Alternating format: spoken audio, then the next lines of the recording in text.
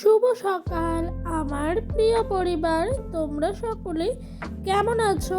আশা করছি যে যেখান থেকে আমার ব্লগটা দেখছো সকলে ভালো আছো। তোমাদের আশীর্বাদ ও ভালোবাসার সাথে নিয়ে আজকের ব্লগটা শুরু করলাম।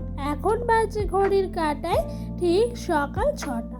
ঘুমের থেকে উঠেই কিন্তু সংসারের সমস্ত আশেপাশে কাজকর্ম সেরে চলে আসলাম সোজা এদিকে ঝাঁট দিতে। আর একটা কাণ্ড ঘটেছে কি জানো, এই ঝ্যাঁটাটার থেকে না শুধু কাঠিগুলো সমস্ত বেরিয়ে যাচ্ছে।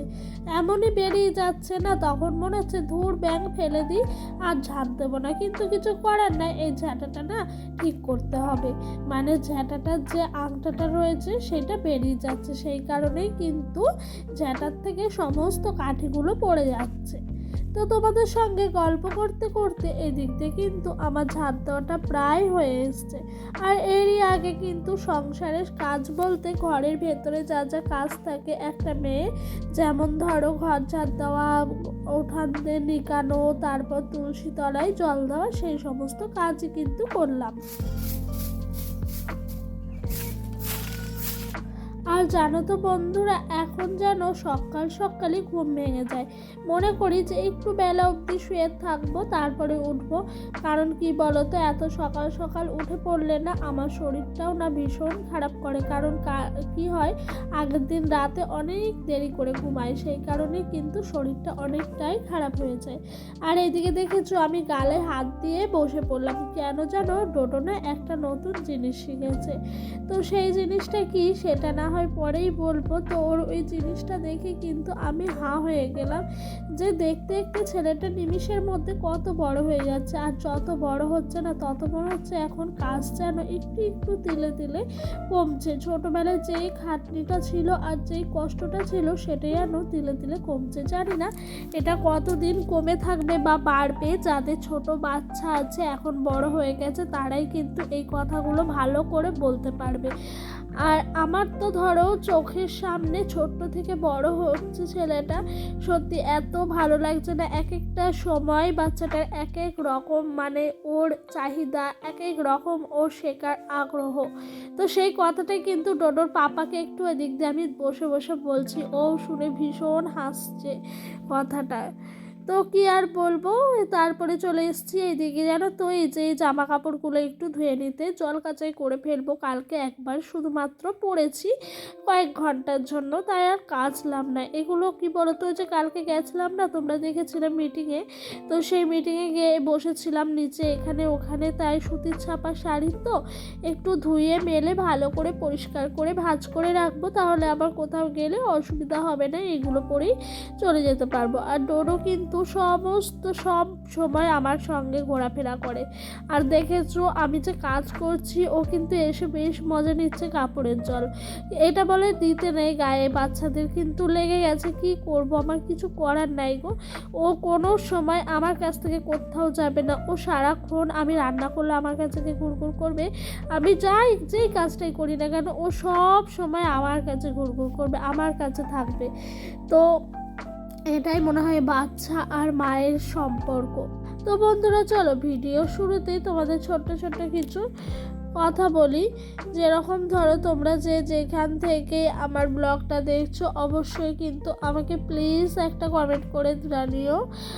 আর আমার ভিডিওটা তোমাদের যদি ভালো লাগে অবশ্যই কিন্তু পুরো ভিডিওটা দেখো বন্ধুরা, স্কিপ করে যেও না। তোমাদের কাছে আমার হাত জোর করে একটা ছোট্ট রিকোয়েস্ট, তোমরা কি স্কিপ করে যেও না, আমার পাশে থেকো, পাশে থাকার অনুরোধ রইল। আর এদিকে মাঠের কাছে বাদ বাকি জামা কাপড়গুলো বেলতে চলে আসলাম, যেগুলো মোটা মোটা ছিল। তো দেখেছো মাঠে কিছু লোক কাজ করছে। ওনারা কি করছে জানো, ওনারা না ওইখান থেকে গর্ত করে খুঁড়ে খুঁড়ে আলু তুলছেন। আর এই আলুগুলো কিন্তু বাজারে নিয়ে যাবেন বিক্রির জন্য। কয়েকদিন আগে দেখিয়েছিলাম না যে মাঠের মধ্যে কত আলু গাছ লাগিয়েছেন, সেই আলুগুলোই পেকে গেছে, ওইগুলোই তুলছে আর কি।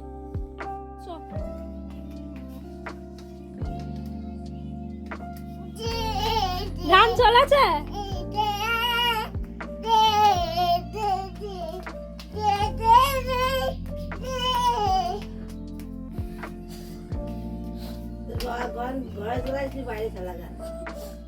ওই দেখেন প্ল্যানটা হচ্ছে। তো বন্ধুরা দেখলে ডোডোর কাণ্ড কারখানা। ওইখানে বাইরে একটা তোমার ওই যে বক্স বলে বা হোম থিয়েটার যেটাকে বলা হয় সেটা না ডোডোর পাপাকে একজন সারাতে দিয়ে গেছেন। তো ডোডোর পাপা সারায়নি, মানে রাখাই আছে, উনি যেদিন বলবে সারিয়ে দিতে সেদিনই সারাবেন। তো ওইটা নিয়ে ওর সুইচটা টিপছে আর বলছে গান হচ্ছে আর নিজের খুশিতে নিজেই নেচে যাচ্ছে। এইসব দেখতে দেখতে যেন সারাটা দিন কিভাবে কেটে যায়, সকাল থেকে রাত অবধি মনেই থাকে না। আর এরকমভাবে যেন তো মনে হয় সারাটা জীবন কেটে যাক। আর এইদিকে আমি কি বাটনা বাটছি জানো, এই যে বাটনাটা বাটছি আর আমি ভয়েস ওভার দিচ্ছি দেখে আমার কিন্তু জিভে টস টস করে জল চলে এসছে। অভাবের সংসার জানো তো, সকাল দুপুর রাত 3 বেলায় খাওয়া দাওয়া, তার মধ্যে কিন্তু সংসারটা চলতে হবে। সেই জন্য জানো যতটা বুঝে শুনে পারি সংসারটাকে চালানোর চেষ্টা করি। আর এগুলো হলো চিংড়ি মাছের মাথা। কাল ডোডোর পাপা চিংড়ি মাছ নিয়েছিল, কিছুটা চিংড়ি মাছ আমি রান্না করেছিলাম ঝিঙে দিয়ে আর কিছুটা চিংড়ি মাছের মাথা রেখে দিয়েছিলাম যাতে করে আজকে সকালটা চালিয়ে নিতে পারি। আর আমাদের তো প্রত্যেক দিনই সকালে ভাত হয় আর কিছু না কিছু হয়, নয় আলু ভর্তা নয় তোমার অন্যান্য সবজি কিছু একটা হয়। তো আজকে আমি বললাম যে চিংড়ি মাছগুলো যেহেতু রাখা আছে ওটাকে একটু বাটনা বেটে নেবো। আর এটা খেতে অপূর্ব টেস্ট, অপূর্ব। মানুষে হয়তো অনেকেই জানে না, আবার অনেকেই জানো যে এই তোমার চিংড়ি মাছের মাথা ফেলে দিতে হয়। আবার অনেকে বলে আমরা ফেলে দিই যে জিনিস, তোরা সেই জিনিস খাস, কিন্তু সেই জিনিসেরই টেস্ট জানা বলে বোঝানোর মতো নয়। এই চিংড়ি মাছের মাথায় আমি কখনোই খাইনি, কিন্তু যখন আমি বিয়ে হয়ে আসি শ্বশুরবাড়িতে প্রথম খেয়েছিলাম, অপূর্ব সুন্দর। জানো তোমরাও কিন্তু একবার ট্রাই করতে পারো। চিংড়ি মাছটাকে প্রথমে বেছে মাথাটা আলাদা করে রাখবে সুরগুলোকে ফেলে, তো তারপরে সেটাকে নুন আর হলুদ দিয়ে এমনি তেলের মধ্যে ভেজে নেবে। তারপরে কাঁচা লঙ্কা একটু কড়াইয়ে নেড়ে কাঁচা পেঁয়াজ থেতো করে আর ওই চিংড়ি মাছ কাঁচা লঙ্কা সমস্ত কিছু একটু তোমার ভালো করে মিক্স করে ভেজে নেবে, মানে বেটে নেবে সরি।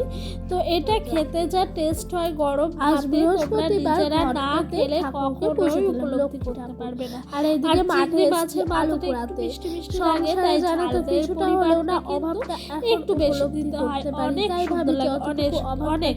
আবার এটাকেও আমার শ্বশুর বাড়িতে করে, মানে সেই চিংড়ি মাছটাকে একটু ভেজে নিয়ে মাথাটা ওটাকে বেটে চারা হলুদ তুলে গেছে সেটাকে তোমার বড়া করে প্রচুর আলু থাকে, এটাও বড় বিভিন্ন সাইজে লাগে। সেসব একটা রান্না এক এক রকম টেস্ট। অনেক কথাই হলো, হতে হতে ওই দিক দিয়ে কিন্তু আমার শিম চচ্চড়িটা হয়ে গেল।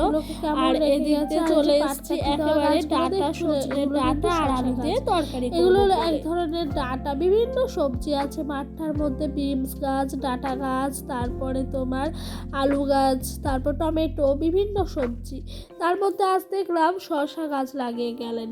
তো এগুলোও কিন্তু ভীষণ সুন্দর লাগছে দেখতে, মানে কি বলবো। আর যতটা না মানে খেতে ভাল লাগবে, আলুটা পুরাতে বেশি মজা লাগছে। মনে হচ্ছে এই মাঠ ছেড়ে যাব না, কিন্তু একটু সময় হলেও ভয় লাগছে যদি জমিওয়ালা বকে।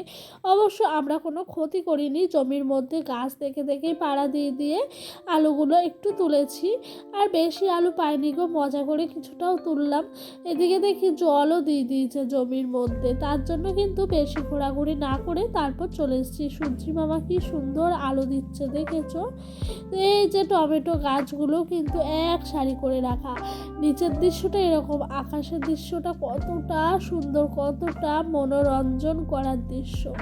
তো তারপরে সমস্ত কাজকর্ম সেরে চলে গেছিলাম একটু রিহার্সেল দেখতে। আমাদের সামনে কীর্তন আসছে, কীর্তনের জন্য সব ছেলে মেয়ে মানে মেয়েরাই শুধু ডান্স করবে, তো সেই রিহার্সেলই কিন্তু এখনও চলছে। তো বন্ধুরা চলো ভিডিওটা না এখানে শেষ করছি। ভালো লাগলে অবশ্যই একটা লাইক কমেন্ট করো, আর যদি তোমাদের ভিডিওটা আরও ভালো লেগে থাকে চ্যানেলটি সাবস্ক্রাইব করে পাশে থাকা বেল বাটনটা অন করে দিও, তাহলে আমার নিত্যদিনের ভিডিওগুলো তোমাদের কাছে সবার আগে পৌঁছে যাবে। সবাই ভালো থেকো, সুস্থ থেকো, এখানের মধ্যেই শেষ করলাম।